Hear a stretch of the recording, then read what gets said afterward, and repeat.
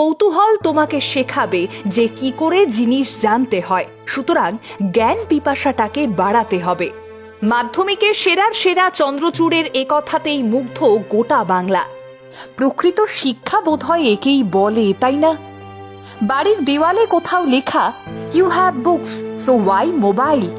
আবার কখনো নিজেকেই যেন আরেকবার মনে করিয়ে দেওয়া, focus on your studies rather thinking হজবড় ল।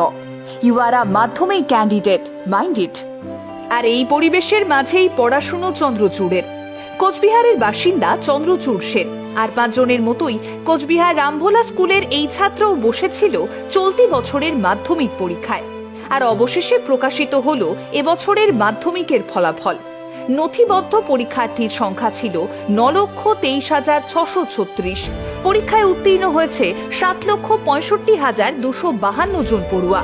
মধ্যশিক্ষা পর্ষদের সভাপতি সাংবাদিক বৈঠক করে ফলাফল ঘোষণা করেন, আর সেখানেই প্রথম নামটা উঠে আসে চন্দ্রচূড় সেন। মাধ্যমিকে পশ্চিমবঙ্গে প্রথম স্থানাধিকারী, তার প্রাপ্ত নম্বর 693। বলার অপেক্ষা রাখে না, এই খবর শোনা মাত্রই মুহূর্তেই আনন্দের জোয়ারে মেতে ওঠে চন্দ্রচূড় এবং তার পরিবার। আবেগে ভেসে যায় গোটা কোচবিহার। সাংবাদিকরাও পৌঁছে যান তার কাছে। চন্দ্রচূড়কে যখন জিজ্ঞেস করা হয় যে তার কাছে সাফল্যের ব্যাখ্যা কি, সে একবারও না ভেবে বলে, অধ্যাবসায়ের মধ্যে দিয়ে নিজের লক্ষ্যকে আত্মস্থ করা, সেভাবেই নিজেকে প্রস্তুত করা।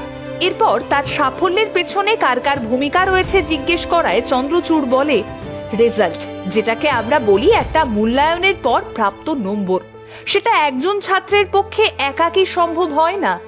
বাবা মা, আত্মীয় পরিজন, স্কুলের শিক্ষক, গৃহশিক্ষক সকলের সম্মিলিত নিরলস অধ্যাবসায়, প্রচেষ্টা সবকিছুই একটা ফলাফল হিসাবে ধরব এই সাফল্যকে। যদিও মাধ্যমিকই চূড়ান্ত নয়, আরো অনেক পথ চলা বাকি, তার জন্য নিজেকে প্রস্তুত করাই আমার অভীষ্ট। আগামীর পরীক্ষার্থীদের জন্য চন্দ্রচূড়ের পরামর্শ, কনসেপ্ট গ্রো করতে হবে, কেবল মুখস্থ করলে চলবে না।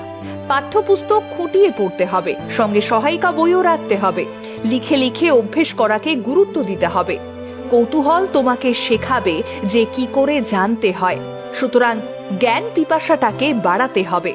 ভাবতে পারছেন, একটা বছর 15-16 ছেলে কি অনায়াসেই জীবনের নীতিবোধ, শিক্ষার মূল্যবোধটাকে আত্মস্থ করেছে। আজকের দিনে দাঁড়িয়ে যখন 8 থেকে 80 সকলেই নিজেদের জীবনটাকে আটকে ফেলেছে মুঠোফোনে, দিনের পর দিন হয়ে পড়ছে গণ্ডিবদ্ধ, তখন চন্দ্রচূড় বলছে, বই থাকতে মোবাইল কেন? ব্রেক লার্নিং মেথডেই পড়াশুনো করত চন্দ্রচূড়।